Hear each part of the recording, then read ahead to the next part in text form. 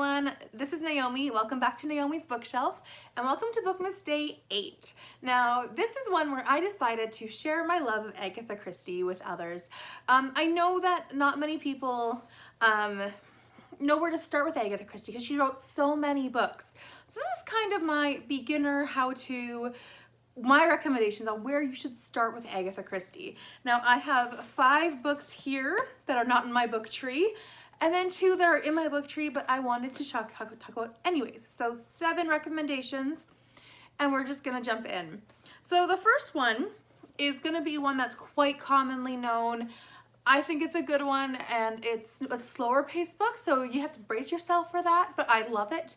And that is Murder on the Orient Express. So this one is called Murder in the Clyde's Coach, as this is the other title is published under. So if you find this book, it's the same as Murder on the Orient Express. So if you don't know, this one is about a group of people who are on a train and the snow hits and they're stranded, and then suddenly someone dies, and Poirot, who is on the train, has to solve the case. It's very well done. All of the clues lead together, and I think it's just spectacular. So I really recommend this one. This one is very well crafted, and it's very devised. It's devised in a very clever way, and you don't really see the ending coming unless you know the ending in advance. So it's really well done. The next one is another one that is a Poirot book, and that is Murder in Retrospect, or also known as 5 Little Pigs. Now this one is about this woman named Carla who goes home when she's 21, and she has discovered that her mother was executed for murdering her father, and her mother said, "I never did that." So she finds Poirot, and she basically enlists him to help her figure out the truth of what happened to her father's death 15 years previously. So it's a very well crafted one as well. It's a lot about talking about the past and trying to put together all the different stories. There are 5 other suspects in the home, and so you're trying to figure out which one did which and which one could possibly have done what. And so it's a very good one. I really recommend it, and it is a nice, like all of her books are small, so don't be worried about too big of a book. It is a nice short one as well. So yeah, Murder in Retrospect or 5 Little Pigs. The next one is a recent read for me, and I absolutely loved it, and it's gonna be on one of my lists for the end of the year. Just saying. And that is obviously Agatha Christie's, Sleeping Murder. And this is Miss Marple's last case. So this one is very interesting. It is written just like a Murder in Retrospect in a sense where you are looking back into the past. But this one is where the past and the present are mixing. So it's about Miss Marple, who is the other main detective of Agatha Christie. And she is an older lady. She meets this young lady who bought this house, and she is like kind of freaked out about the house and how it seems just too familiar to her.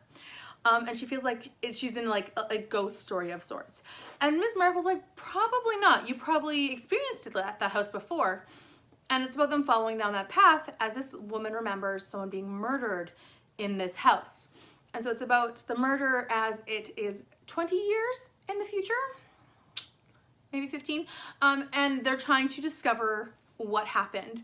And it is very, very clever, like I keep saying about Agatha Christie. I think it's just such an interesting way to tell this story, and it's like a perfect Agatha Christie novel. It is just suspenseful, it is misleading, it is making you trust certain people and mistrust other people. It also is very well done with relationships, I feel like, and Miss Marple is always the greatest old lady you'll ever meet in a fictional book, I think. So I really, really recommend this one. You don't have to read the canon in order. So this is her last Miss Marple book, but you don't have to read the other Miss Marples. Same thing goes for Poirot. You don't have to read the other books in advance before you can touch on these books here, because they are not the first books in his arc of books. The next one I want to talk about is Cards on the Table, which is, I think, a really interesting setup. So this one covers 4 different detectives. Now, all of these 4 detectives, aside from Miss Marple, are in her other books. So it's kind of a combination of all of these detectives. So it follows Poirot, it follows Superintendent Battle, who I think is the greatest policeman I think I've ever, well, maybe not the greatest I've ever read, but he's pretty amazing. Colonel Race, and then, oh, what's her name? I can't remember. Adrienne Oliver, who is a spoof of, I think, Agatha Christie, which I think most people will agree. He was a novelist. So they all are invited to this dinner party, and there are 4 people who are also invited to the dinner party, and each of the groups are playing bridge. And each of the groups are just busy doing their own thing, and then suddenly they realize the host has been murdered. And the 4 detectives have to work together to figure out which of the 4 who are not detectives and who were invited and who were playing a game of bridge together, how that happened and who killed their host. So it's very fun. You only have 4 potential suspects and 4 detectives all trying to work together, but also just being like not trusting each other to know everything. They all have to pool resources, and it's great. It's a bit longer than her other books, which isn't saying much because it's still a decent size. But I think Cards on the Table is a great way to start, and it introduces you to other detectives if you want to learn more, and if you piques your interest about other detectives, as Sergeant Battle, who I really love in this book, he shows up in another one of my recommendations. So I really recommend this one if you want to get to know most of her protagonists or most of her detectives, as this is a good introduction to them. The last one I physically have on me that are not in my tower is And Then There Were None. So this is my all-time favorite Agatha Christie book ever. It is suspenseful. It is misleading again. I feel like this is one for independent novels. So it's not someone where you walk in trusting a detective to tell you what's going on. This is one where 10 people end up on an island. They've all been tricked into going to this island for some reason or another. They don't understand what's going on until they slowly start dying, one by one by one. And it kind of follows the poem of 10 Little Soldiers. So this book has been, it has a lot of controversy around parts of the poem because it was other people instead of soldiers. And so it's a little interesting, to say the least, but I like how the poem represents, or the nursery rhyme represents, the characters and what's going on. It's very, very witty, and it's interesting to reread because when you reread it, you see all of the clues, and it's just so spectacular. Also, if you're reading this book, don't skip out on the last, like, 50 pages. Not 50 pages. There is a last page, and then there's a few more pages, and it's not the end of the book at that last, like at that chapter end that you think it is. The rest of it is the explanation of the entire book. So this will be so much more clear if you read the last section. So love this book, highly recommend. Also, as I think I've said in a few videos before, Dan Stevens is a great narrator of this one, along with Murder on the Orient Express. Perfect narrator. So really, really recommend, and I love these books. So I only have 2 more books to recommend. I mean, I have so many to recommend, but these are where I suggest you start. And these ones are ones that I don't have on my hands as they are my book tree, but I would like to recommend The Seven Dials Mystery and The Body in the Library.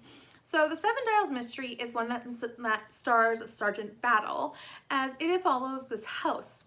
Now, in this house, there is people renting it, using it for a weekend kind of thing, and someone dies. But the trick becomes when there were 8 clocks in the room, and someone threw out the 8th. And so suddenly it's what's going on, and this person committed suicide, but did he really? And it's a great mystery. Sergeant Battle's amazing in it. I thought he was so clever and witty, and the way they solve the problems. And it's fun because each of Agatha Christie's detectives has a different voice, so you're not just reading the same character's philosophy through each character. Sergeant Battle is very different from Poirot and Miss Marple and Colonel Race, who is in Death in the Nile, which is also, so I guess a third recommendation is Death on the Nile.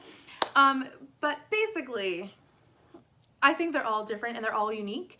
And I love Sergeant Battle in the Seven Dials mystery as you follow this woman named Bundle who's trying to solve the murder of what happened at her house, or the mystery of what happened at her house. So yeah, really recommend that one. And then the other one I said is The Body in the Library. Now this is a Miss Marple one, and it is the shortest by far. So if you want a good short Miss Marple or a good short Agatha Christie, try The Body in the Library. I think it's short enough where it's perfect and sweet, in a sweet spot. It follows Miss Marple as her friend is living in this big house, and then one day one of the maids discovers a body in the library. Shocker by the title. And it is following what happens, who this girl is, what's going on, and everything. It's a lot of fun and gossipy, but it also comes to the conclusion, which I think is great. Miss Marples features a lot of gossip, but she always knows what's going on. So those are my recommendations for where to start with Agatha Christie. There are so many amazing ones. When I was trying to narrow down this list to 5, I clearly couldn't do it because it was just so good. So please let me know down below what's your favorite Agatha Christie, or which one you'll pick up if you want to do so. I'd love to hear from you. Thank you again for watching, and I'll see you tomorrow. Bye for now.